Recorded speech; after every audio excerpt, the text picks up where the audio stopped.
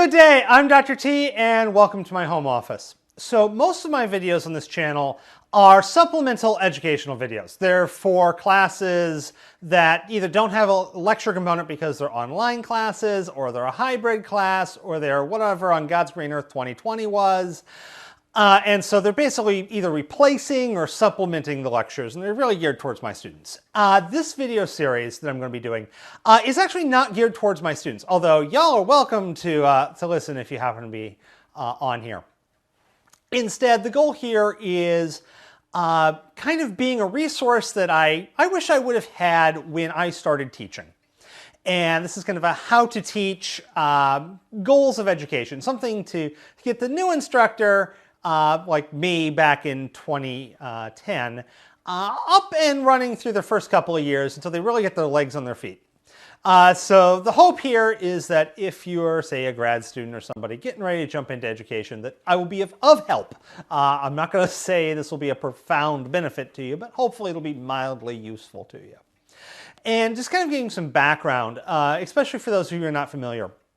The way that preparation to become an educator works is actually very different depending if the person is going into K-12 education, which here in the US is kind of your primary, secondary, or if they're going into post-secondary. And of course, once again, this is US-centric. So in K-12 education, you graduate K-12, you go on to post-secondary, and you major in fill-in-the-blank education. And most of your classes are kind of focusing around, how to teach. Lots of pedagogy, the study of teaching. And then you'll have some classes on specific subject areas, but it varies wildly depending on what you're doing, exactly what you're doing. And then after that, you've got yourself a degree, you go out, get a job teaching a K-12, and then eventually you'll probably have to go and get yourself a master's, a little bit extra. I'm actually not too familiar with this one. I have friends who are K-12 educators, but I'm not. I am a post-secondary educator.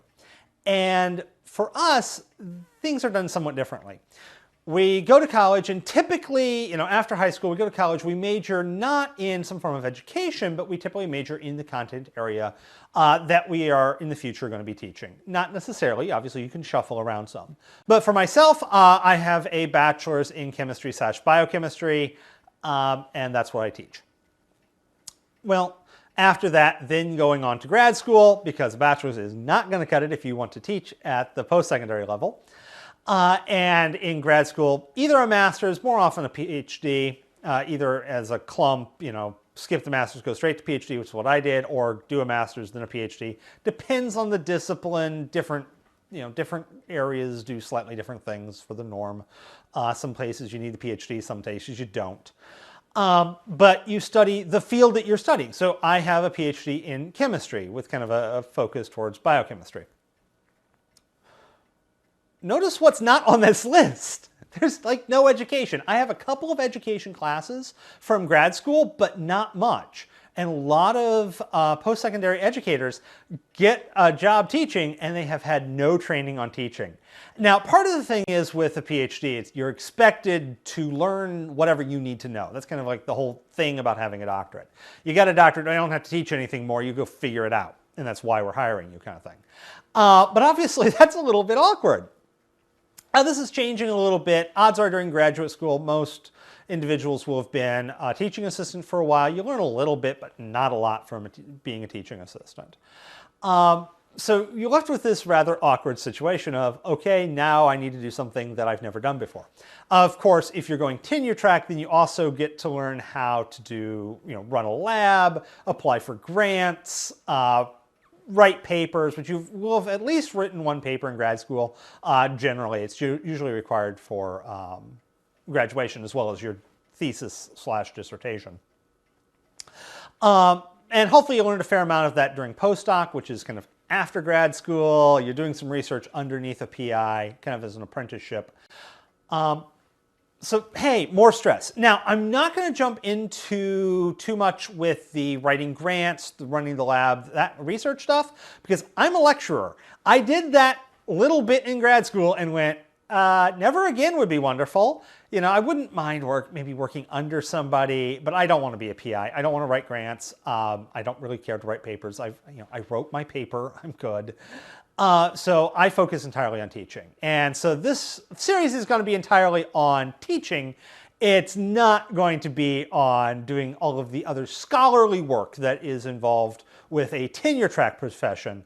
But instead, the teaching that will be involved in both the tenure track and the lecturer tracks. Okay, let's wrap up this video with kind of what to do before you get your first job. So before you've started working with whatever your position is.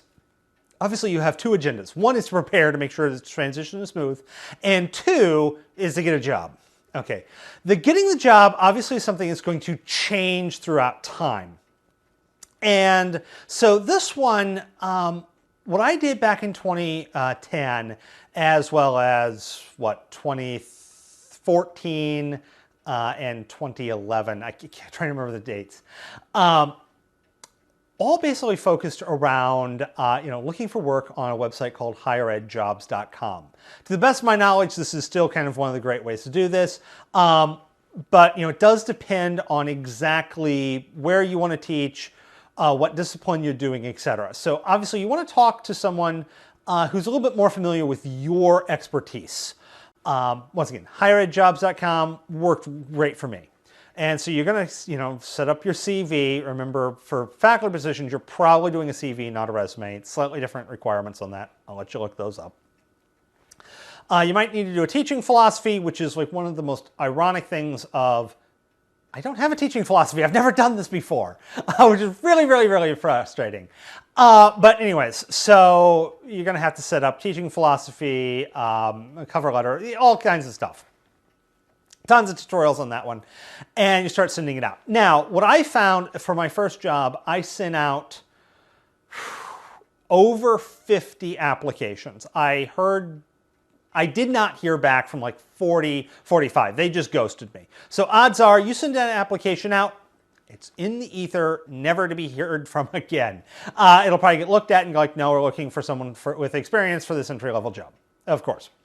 Speaking of which, the entry-level jobs typically are going to be short duration positions. Something where you're, say, a visiting professor, you're filling in for somebody doing something or other. That was my first job. I filled in for a biochemist who was interim dean, and then I did that for 2 years. They got a dean. He went back to being a department chair / teaching biochem, and I moved on. So fairly straightforward. That was basically the same gig for the second time around. Once again, I was kind of filling in for somebody because they had a little bit more need and looking for a short-term application. If you see adjunct positions, there's a lot written on adjunct positions. These are part-time roles. Most departments, the relationship with their adjunct faculty is kind of on the toxic side. Or I shouldn't say the departments, it's the schools. They don't, no benefit, or no to poor benefits, poor pay. Honestly, it's not a good deal. And if you're ever working with adjuncts, treat them well because they're not getting the pay that they deserve. But anyways, so you're looking for jobs, sending those out. Once again, I did like 50, 60 applications. I don't know, honestly. It was over 50. Heard back, got 2 on-site interviews. Obviously nowadays, things like Zoom and video conferencing are much bigger than they were. This was kind of the days when Skype was just kind of like the new fancy thing. So expect more Zoom, Skype, and that kind of stuff nowadays. Anyways, I did 2 on-site interviews, and typically what's going to happen is the school's going to bring in about 3 people. It's kind of expensive to bring people in because they're going to put them up in a hotel, this, that, and the other thing. And then you meet everyone for a couple of days, and then you leave, and either at this point, they usually tell you, no, we pick somebody else, or, hey, would you like the job? And once you get the job offer, it's like, hey, would you like the job? You have 24 hours to say yes or no. which is one of those kind of like really stressful things. So at this point, by the time, if you go to there, you're also looking at the department going, do I want to work here? You know, on one of the times I was applying, I went to one school, I toured around there. It was like a communist parade, one red flag after another. I mean, it was just one of those like, okay, no, this isn't going to work. No, this isn't going to work. No, this isn't going to work. And they didn't offer me the job, and I would not have taken it had they did. So yeah, so you're kind of getting an idea for it. You need to know your answer to the, will you take the job, before they answer it, or before they ask it. Okay, now preparing to teach. So what you want to be doing at kind of this point in time as well is, hopefully you've made friends with some faculty members. Every department's different, different cultures, etc. But hopefully you've made some friends with some faculty members, and a couple that, you know you reasonably well. And you can go, hey, Dr. So-and-so, could I have your notes for the classes you teach? And a lot of us will say yes. And I'm actually going to put a link down in the descriptions to my website, which I'm adding as much as that I can publicly put on there. Obviously, I can't put tests and whatnot on there, but I can put what I have reasonable copyright to. That's slowly working on it. So if you're looking at this right after it uploads, it's not going to be there yet. It's barely a website. But anyways, so ask for PowerPoint files, notes, etc. Teaching is very, very, very front-loaded. So a lot of the work goes in before day one. And then you get a lot of grading. So it's like before day one, and then you grade. So what you want to do is have as much of that ready to go your first year. And the next video will be on your first year. But in generally speaking, the goal of the first year is keep your head above water, and you want to have as many advantages as possible coming into there. And if you can have pre-prepared PowerPoint tests, syllabus, etc., that you can adjust and tweak, that's going to give you a good head start and really help you out that first year. And if you can't get, especially like the PowerPoint and the tests, the textbooks are going to come with those. That's one of the benefits of using a textbook. Now, textbooks have mixed quality, and I'll get to that a little bit later, but they will help you out that first couple of years. They can be a very, very, very valuable resource. So with that said, have a wonderful day, and I'll see you in later videos.